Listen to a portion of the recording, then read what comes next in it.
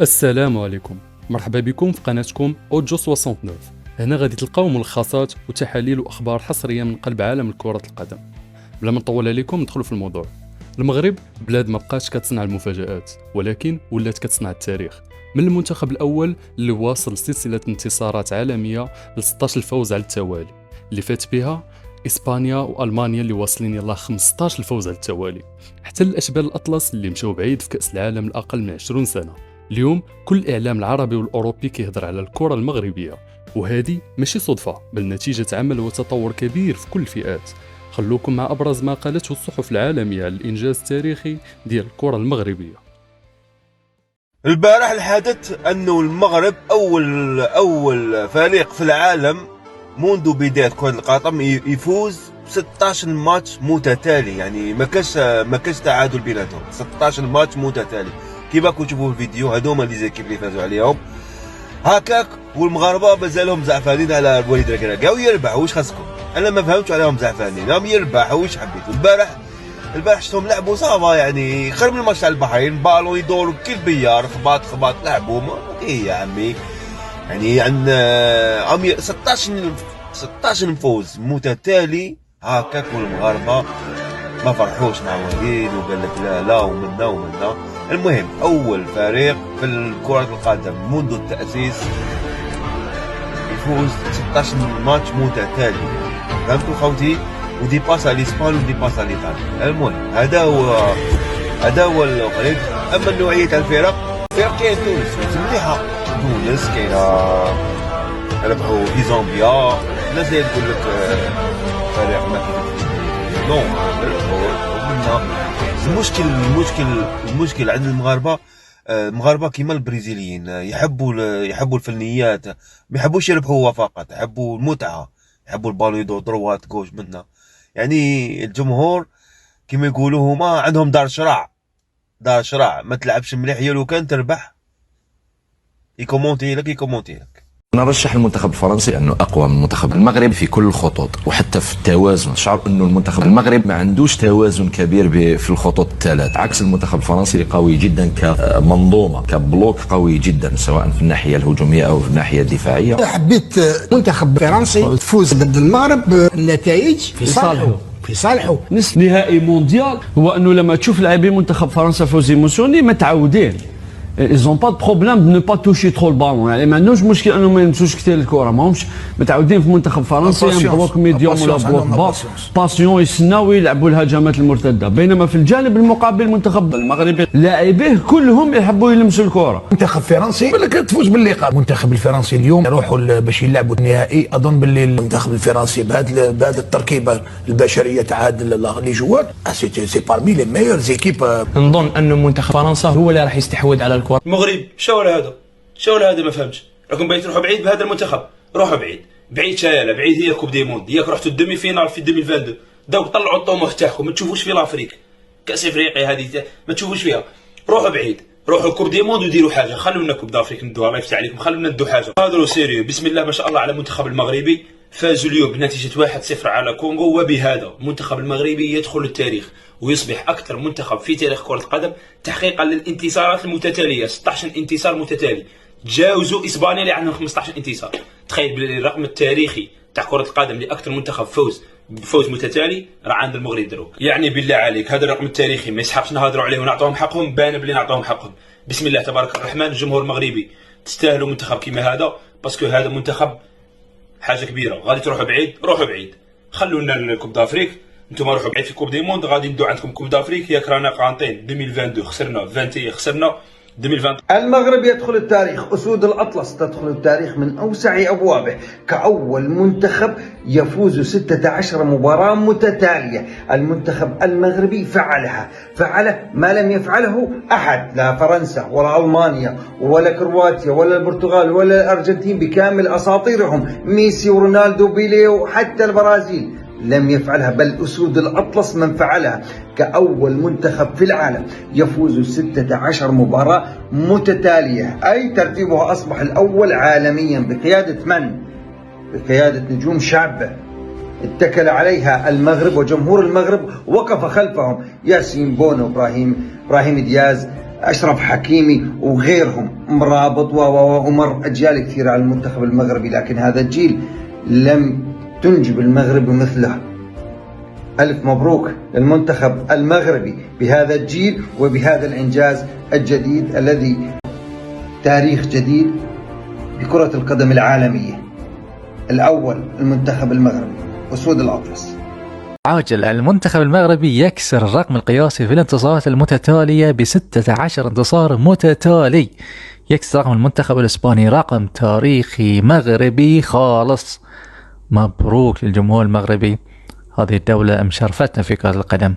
أو المغامرة المغربية في كأس العالم للشباب لا زالت مستمرة. المغرب فازت على أمريكا 3-1 وتأهلت إلى دور نصف النهائي، ويعني شكلهم حيكررون الإنجاز اللي تحقق في مونديال 2005 للشباب. يعني ما شاء الله المغرب منتخب أول ثقيل، منتخب شباب ثقيل، مستقبل الكرة المغربية رائع رائع رائع، شيء عظيم. رامي منتخب محلي، منتخب شباب، منتخب أولمبي، المنتخب الأولمبي ثالث العالم، يعني حتى قبل كان ثالث العالم، يعني عنده وفرة من اللاعبين ما شاء الله في كل المراحل السنية. عملوا تخطيط مهول. المغرب ما هو جزافا. البعض يقول انه منتخب المغرب والله لاعبينهم عشان يلعبوا برا وكذا. طيب عندك انت الجزائر، تونس، بقية المنتخبات كلهم مش نفس الشيء. ايوه بس ليه هنا في تخطيط، في عمل، الأكاديمية عاملة شغل غير طبيعي، والتناغم بين مدربين الفئات ترى في 5 سنوات يا انجازات غير طبيعيه على مستوى العالم. اليوم انشيلوتي مرشح المغرب في كاس العالم القادم، من المرشحين لتحقيق البطوله يقول لك المغرب. فتخيل انت توصل لهذه المرحله. تستاهلوا. اول حاجه كما قلتي هادشي كيبين بان المنتخب المغربي اليوم كبر. الفرق كاملين كيجيو كيقلبوا على التعادل، كيقلبوا على كتشوفهم كيخسروا بواحد وفرحانين. فهادشي كيبين ان الخدمه اللي دارت كانت مزيانه. حنا كنفهموا بان الجماهير المغربيه ما كرهوش ان سبيكتاكل يكونوا 4-5. حنا كلاعب حنا الاولين باغي هادشي اللي باغين. مات شنقول لك الدراري كيعطيو اللي في جهدهم. ما كنشوفش شي واحد كيغش، كنعطيو جهدنا. بعض المرات كيكونوا دي ماتش بحال هكا تربحهم وتاخذ 3 بوان. باش اسبانيا والبرازيل والمكسيك، مبروك للمغرب، مبروك. هذا الانجاز ولا بلاش. امريكا اوت، والله توقعت النصف النهائي. هذا المغرب، هذا الاداء، كفو والله كفو. هذا الاداء ولا بلاش. والله كان منتخب بلدي. الف مبروك للمغاربه. هذا المنتخب، هذا الاداء، هاي النتيجه. الواحد يفرح ويرقد هو مبسوط على هذا الاداء ولا بلاش. والله يستحقون بصراحه. الف مبروك الشعب المغربي على هذا الانجاز. فوز مش مفاجأة بصراحة. فوز مستحق من منتخب مستحق على منتخب الولايات المتحدة الأمريكية. ألف مبروك للمغاربة بصراحة. مباراة للمتعة والاستمتاع، مباراة للتاريخ بصراحة. شكرا للجمهور المغربي. لا العالم الآخر العالم الآخر ما يعرفون شو السالفة ولا يتابعون المباريات بالأساس. ألف مبروك. ألف مبروك. الإعلام العالم الآخر يقول لك لا، منتخب المغرب هيخسر ويطلع من البطولة من المباراة الأولى.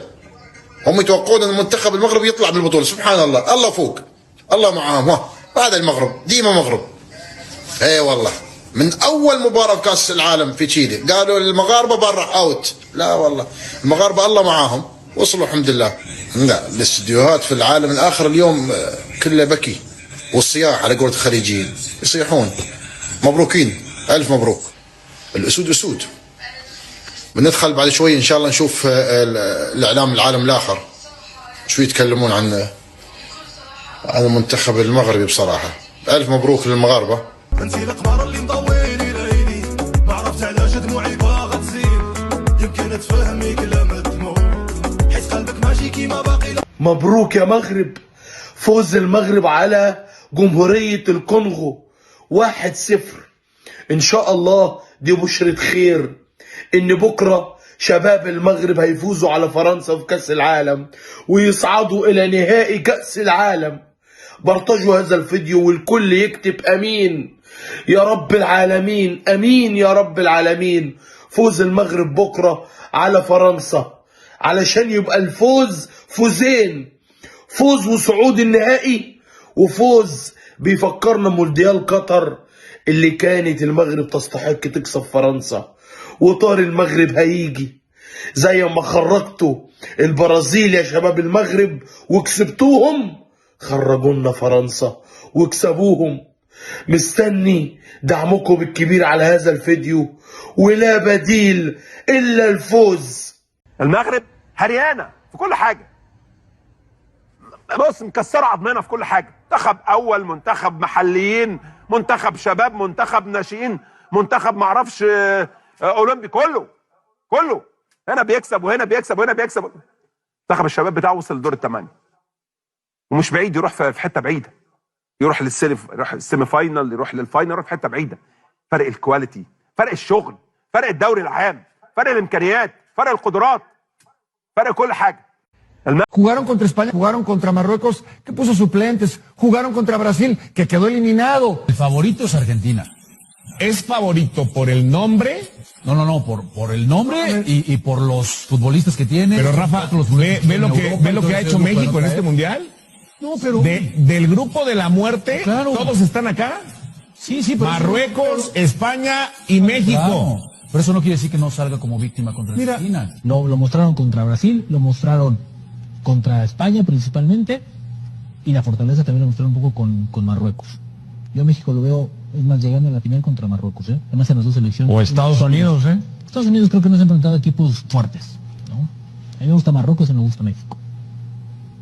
Pues le ganó a Francia, goleó a Italia, Estados Unidos, Ah, bueno, pero del otro lado, aquí los difíciles estaban en esta llave, para mí. Yo veo a varios equipos, 3 o 4 de muy buen nivel, España, Estados Unidos. Con Marruecos.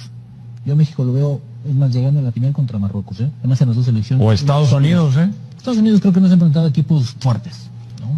A mí me gusta Marruecos y me gusta México. Pues le ganó a Francia, goleó a Italia, Estados Unidos, Ah, bueno, pero del otro lado, aquí los difíciles estaban en esta llave, para mí. Yo veo a varios equipos, 3 o 4 de muy buen nivel, España, Estados Unidos, Marruecos. Es el Mundial Sub-20, donde normalmente hay jugadores de primera división y las potencias tienen que ser las favoritas, por lógica. Claro, y entonces estamos hablando de España, de Argentina, de Marruecos, para esos equipos, de Estados Unidos y México, que pueden ser las sorpresas. Esos equipos como España, como Argentina, como Brasil, como Marruecos, el paso que sigue para estos chicos es la primera división en sus ligas, o irse a otro continente a jugar. Fracaso total para Brasil, Claro, pero Brasil hoy tiene una crisis.